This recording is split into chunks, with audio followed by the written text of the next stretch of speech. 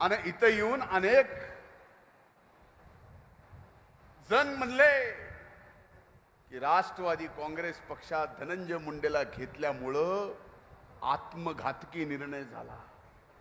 ज्याला मी ओळखत नाही अशा व्यक्तीच्या सुद्धा जीवनात संकट आलं तर त्या संकटाच्या काळात प्रामाणिकपणानं त्यांच्या पाठीमागे मी उभा राहिलो. कुणी कितीही टार्गेट करू द्या, माझ्या मायबाप जनतेने एकदा जर टार्गेट त्यांचं ठरवलं तर ते टार्गेट उडवल्याशिवाय राहत नाहीत. ही परळीची मायबाप जनता आहे. खरं तर अनेकदा प्रारब्धाच्या गोष्टी मी सांगत आलो. माझ्यासोबत अनेक मान्यवर आहेत ज्यांनी 2012ला आदरणीय दादांवर विश्वास टाकून राष्ट्रवादी काँग्रेस पक्षात प्रवेश केला. त्यावेळेस माझ्या सहित कुणालाही आज मी जे काय आहे ते होऊ शकतो याचा विश्वास माझ्या सोबत आलेल्या माझ्या सहकार्याला सुद्धा नव्हता. तो मात्र दादानी या ठिकाणी पूर्ण करून दाखवला. त्याबद्दल आपल्या सर्वांच्या वतीनं मी दादांचे मनपूर्वक आभार मानतो.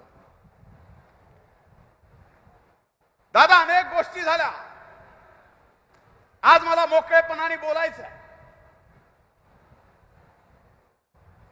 तुम्ही वेळेवर चालणार आहेत, पण आज या ठिकाणी मला वेळेच्या बाहेर जाऊन चालवायचं.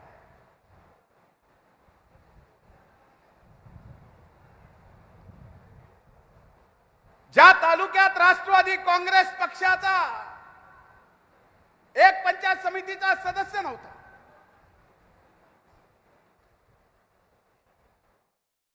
ज्या तालुक्याच्या शहरात राष्ट्रवादी काँग्रेस पक्षाचे 3 नगरसेवकाच्या वर नगरसेवक नव्हते,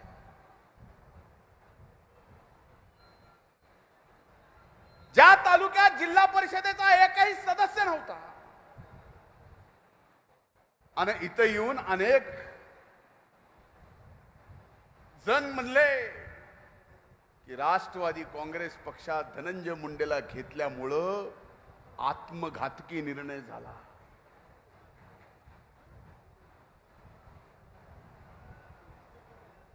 मी किती लहान आहे याची चर्चा झाली, पण सांगायला अभिमान वाटतो दादा, फक्त तुमच्यासाठी आज 90% आपला हा मतदारसंघ राष्ट्रवादीमय झालेला आहे. इथे 90% प्रारब्धाच्या गोष्टी होत्या भारतीय जनता पार्टीच्या विरोधात. हे सगळं करावं लागलं. आज भारतीय जनता पार्टी, राष्ट्रवादी काँग्रेस आणि शिवसेना हे महायुतीचं सरकार एकत्र आहे. जय पराजय हे माझ्यासाठी महत्वाचं नाही. निवडणुकीमध्ये विजय मिळत राहील, हरतोल. आपणही 2014ला पराजय बघितला, माझ्या सर्व सहकार्यांनी 2017ला पराजय बघितला. आपल्याला जय पराजयाचा कधीच महत्वाचं वाटलं नाही, पण कायम तुमच्या मनात काम करून, तुमची सेवा करून तुमच्या मनात स्थान निर्माण करावं, याच्या पलीकडे कुठलीही लालसा या माझ्या मनात नाही. हे प्रामाणिकपणानं आजही तुमच्या सर्वांच्या साक्षीने मी या ठिकाणी सांगतो.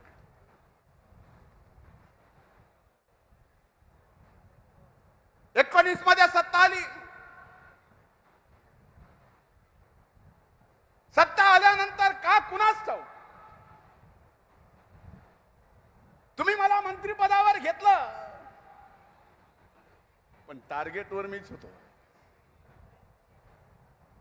मागील 5 वर्षात एकदा नाही 2दा मला मंत्री म्हणून तुम्ही संधी दिली. एकीकडे कोविडचं संकट, दुसरीकडे मलाही अनेक व्यक्तिगत रागा. या सर्व गोष्टीत मी प्रामाणिकपणानं तुम्ही दिलेली जबाबदारी तर पार पाडूच शकलो, पण तुम्ही सुद्धा 2019 मध्ये जो विश्वास माझ्यावर टाकला होता तो विश्वास सुद्धा सार्थ करून दाखवला, हेही मला निश्चितपणानं आपल्या सगळ्यांच्या समोर सांगावंसं वाटतं. या परिस्थितीमध्ये माझ्या सर्व सहकाऱ्यांना सांगायचं, माझ्या जवळचे, माझ्या अगदी जवळचे, ज्याला मी ओळखत नाही अशा व्यक्तीच्या सुद्धा जीवनात संकट आलं तर त्या संकटाच्या काळात प्रामाणिकपणानं त्यांच्या पाठीमागं मी उभा राहिलो. आजही या परळी विधानसभा मतदारसंघात कुठलंही संकट आपल्या घरामध्ये आलं तर तुम्हाला कुणाचं घर दिसतंय? इमानदारीनं तुम्ही सगळी मायबाप जनता इथे, मी तुम्हाला सगळ्याला विचारतो, कुणाचं घर दिसतंय? कुणाचं दिसतंय? अरे एवढा मोठा कोविडचा काळ आला, त्या कोविडच्या काळात ऑक्सिजन देण्यापासून ते रेमडेसिवीर इंजेक्शन फुकट देण्यापर्यंत आणि माझ्या सगळ्या जिवलग सहकार्यांनी सकाळचा नाश्ता, दुपारचं जेवण, रात्रीचं जेवण सुद्धा कुठल्याही दवाखान्यात कोविडचा पेशंट असला तर त्या ठिकाणी माझ्या अनेक सहकार्यांनी जीव घातलं.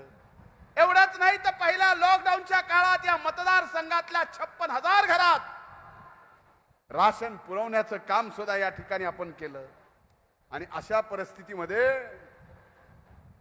आता या निवडणुकीत फक्त हा धनंजय तुमच्या सोबत प्रामाणिकपणानं राहिला म्हणून या ठिकाणी मला टार्गेट केलं जातं. पण दादा, मला कुणी कितीही टार्गेट करू द्या, माझ्या मायबाप जनतेने एकदा जर टार्गेट त्यांचं ठरवलं तर ते टार्गेट उडवल्याशिवाय राहत नाहीत. ही परळीची मायबाप जनता आहे.